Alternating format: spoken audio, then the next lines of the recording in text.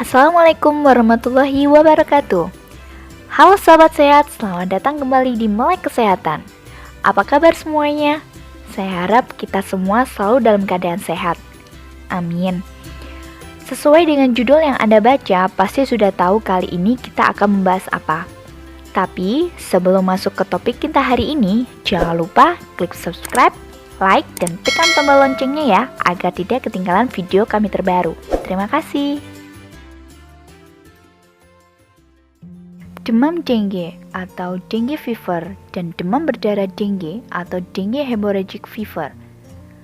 Saat memasuki musim hujan, kita harus mulai waspada dengan penyakit infeksi yang satu ini. Karena memang kita tidak dapat menyepelekan penyakit ini. Kasus demam dengue atau demam berdarah dengue ini, angka kejadiannya cenderung meningkat pada saat musim hujan datang. Perjalanan penyakit demam dengue atau demam berdarah dengue ini memang cepat dan sering berakibat fatal, karena memang banyak pasien yang meninggal karena terlambat untuk dibawa ke fasilitas kesehatan. Demam dengue atau demam berdarah dengue adalah suatu penyakit infeksi akut yang disebabkan oleh virus dengue. Virus dengue sendiri ada 4 serotype, yaitu DEN 1, DEN 2, DEN 3, dan DEN 4. Virus ini termasuk dalam kelompok arbovirus, yaitu arthropods-borne virus atau virus yang disebarkan oleh arthropoda. Arthropoda yang dimaksud di sini adalah nyamuk. Nyamuk di sini berperan sebagai vektor. Apa sih yang dimaksud dengan vektor? Jadi, vektor adalah organisme yang tidak menyebabkan penyakit, tetapi dia hanya menyebarkannya dengan membawa patogen atau virus tadi dari satu orang ke orang yang lain. Jadi, misalnya ada seseorang, yaitu si A, yang sakit demam berdarah, lalu digigit nyamuk. Setelah itu, nyamuk tersebut menggigit orang lain, yaitu si B. Maka, si B dapat terkena demam berdarah juga. Tidak semua nyamuk dapat menularkan penyakit demam berdarah. Demam berdarah dapat ditularkan dari gigitan nyamuk Aedes. Ada 2 macam nyamuk Aedes, yaitu Aedes aegypti dan Aedes albopictus. Mungkin untuk nyamuk ini kita bahas di video tersendiri. Jadi, sekarang sahabat sehat sudah paham ya kalau ada pertanyaan, apa sih yang menyebabkan demam berdarah itu? Nyamuk, bakteri, virus, atau apa sih? Jadi, jawabannya benar adalah penyebabnya oleh virus dengue dengan 4 serotype tadi, dan yang menyebarkannya adalah nyamuk. Jadi, jangan terbalik ya sahabat sehat semua. Oke, kita lanjut lagi ya. Apa saja sih dok gejala demam berdarah itu? Anak saya tidak ada bintik-bintik merah kok didiagnosa demam berdarah dok. Mungkin itu yang sering menjadi pertanyaan kita semua. Jadi, gejala yang sering muncul pada pasien demam berdarah adalah sebagai berikut. Yang paling pertama muncul biasanya adalah demam mendadak antara 2-7 hari. Bisa dapat disertai dengan adanya nyeri kepala, terutama nyeri di daerah belakang mata. Lalu ada nyeri otot dan nyeri sendi-sendi, mual, muntah, nafsu makan menurun, bisa juga terdapat batuk dan juga pilek. Untuk derajat yang lebih tinggi lagi, terdapat tanda-tanda perdarahan, seperti adanya bintik-bintik merah, mimisan, dan gusi berdarah pada saat sikat gigi. Yang lebih parah lagi jika pasien sudah lemas, tangan dan kaki teraba dingin, gelisah, bahkan sampai kesadarannya menurun. Itu tadi adalah gejala-gejala dari demam berdarah. Lalu, apa saja sih tanda bahaya dari demam berdarah itu? Yuk, simak terus ya.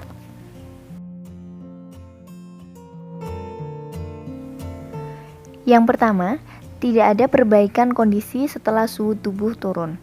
Kedua, tidak mau makan dan minum. Ketiga, lemah, lesu, selalu ingin tidur, dan ada perubahan perilaku dari yang biasanya.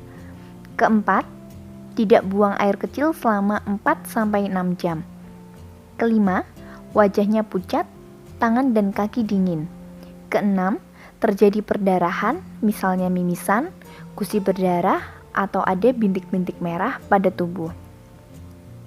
Dan yang terakhir adalah muntah terus-menerus.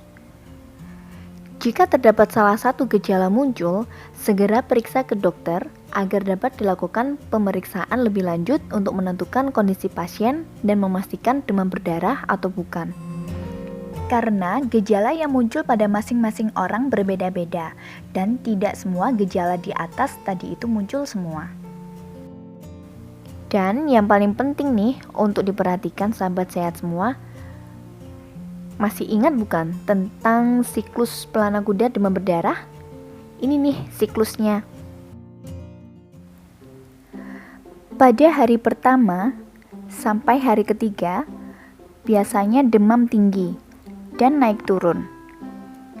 Hari keempat dan kelima, suhu tubuh turun sampai normal. Nah, justru ini adalah fase kritis dari demam berdarah. Pasien terlihat seperti sudah sembuh, tetapi kondisi tubuhnya terus menurun. Jika tidak mendapatkan penanganan medis, dapat mengakibatkan kematian. Setelah itu, pada hari ke-6 dan ke-7, biasanya sudah memasuki fase penyembuhan. Dan pada beberapa pasien bisa mengalami demam lagi pada fase ini. Selanjutnya, tingkat keparahan demam berdarah ini bagaimana sih, Dok? Anak saya ini demam dengue atau demam berdarah dengue sih, Dok? Bedanya apa, Dok? Yang pertama adalah demam dengue. Gejala demam dengue sama seperti di atas tadi. Seperti demam mendadak, nyeri kepala, nyeri pada belakang mata, nyeri otot dan sendi-sendi. Nah, yang membedakan pada demam dengue ini tidak atau belum terjadi kebocoran plasma maupun hemokonsentrasi. Biasanya sudah ada penurunan trombosit di bawah 150.000, tetapi masih di atas 100.000, dan hematokrit atau kekentalan darah normal.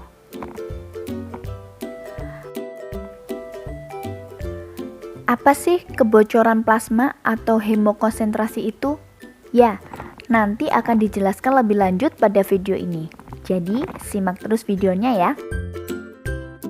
Jika terjadi kebocoran plasma, berarti disebut dengan demam berdarah dengue. Biasanya trombosit di bawah 100.000 dan ada peningkatan hematokrit atau kekentalan darah. Ada 4 derajat demam berdarah dengue, yaitu derajat 1 adalah jika demam dengan pada uji torniket atau rampelit hasilnya positif. Apa itu uji torniket atau rampelit? Ini adalah tes sederhana yang paling mudah dilakukan dan penting untuk mengetahui demam berdarah dengan menggunakan alat tensimeter yang biasanya dilakukan oleh tenaga medis. Derajat 2 adalah jika demam disertai dengan adanya perdarahan spontan seperti terdapat bintik-bintik merah, mimisan, ataupun gusi berdarah. Derajat 3 adalah jika demam, terdapat perdarahan spontan, lemas, nadi cepat, tensi menurun, tangan dan kaki teraba dingin, dan gelisah.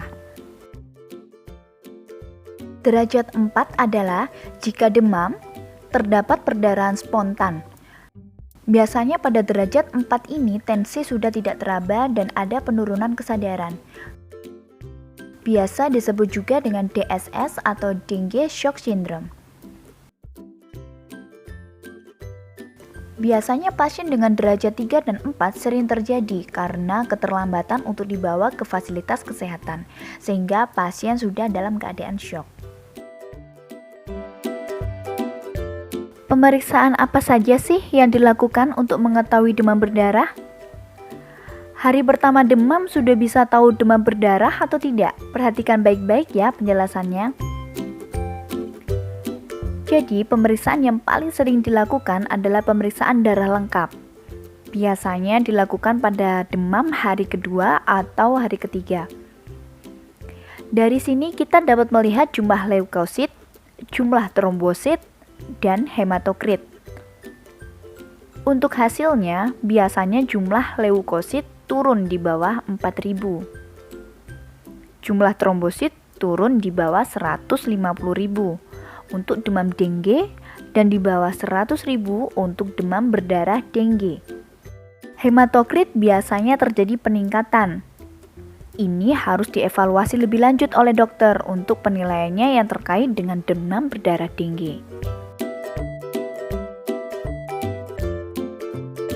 Selain pemeriksaan di atas, ada satu pemeriksaan yang dapat mendeteksi demam dengue atau demam berdarah dengue pada saat hari pertama demam, yaitu pemeriksaan NS1. Memang, pemeriksaan ini sedikit lebih mahal, tetapi cukup efektif untuk mendeteksi demam berdarah pada hari pertama atau hari kedua demam. Selanjutnya, kita bahas tentang kebocoran plasma tadi ya. Jadi, kebocoran plasma itu adalah di mana cairan dalam pembuluh darah keluar dari pembuluh darah karena peningkatan permeabilitas kapiler. Peningkatan permeabilitas kapiler ini karena dinding pembuluh darah melebar sehingga cairan dalam pembuluh darah dapat keluar. Jika ini terjadi terus-menerus tanpa mendapatkan asupan cairan yang cukup, maka kondisi pasien dapat turun terus dan bisa menyebabkan shock dan nantinya dapat menyebabkan kematian. Karena kebocoran plasma inilah jadi disebut dengan demam berdarah. Sedangkan hemokonsentrasi adalah di mana darah yang ada di pembuluh darah semakin pekat karena plasma dalam darah keluar dari pembuluh darah akibat kebocoran plasma tadi. Hemokonsentrasi ini dapat dilihat dari peningkatan hematokrit pada pemeriksaan laboratorium dan nanti akan dinilai oleh dokter yang memeriksa. Mungkin sekian dulu video kita kali ini. Kita harap setelah menonton video ini, sahabat sehat semua sekarang sudah memahami tentang demam berdarah. Mulai dari apa itu demam dengue, apa itu demam berdarah dengue, apa saja gejalanya, apa saja perbedaannya, bagaimana mendeteksi demam berdarah di hari pertama demam, kondisi apa saja yang berbahaya, dan lain sebagainya yang sudah dibahas di video tadi. Sehingga harapan kami sahabat sehat tidak panik saat demam, tetapi bisa waspada dan tidak sampai terjadi keterlambatan penanganan yang dapat menyebabkan kematian. Jika ada hal yang mau ditanyakan atau ada kritik maupun saran, silakan komen di bawah. Atau bisa juga ikuti dan like fanpage Facebook kami dan komen di sana juga. Dan jangan lupa share video ini ke keluarga, sahabat, teman Anda semua ya sahabat sehat, agar mereka juga dapat informasi kesehatan ini. Terima kasih atas perhatiannya. Wassalamualaikum warahmatullahi wabarakatuh.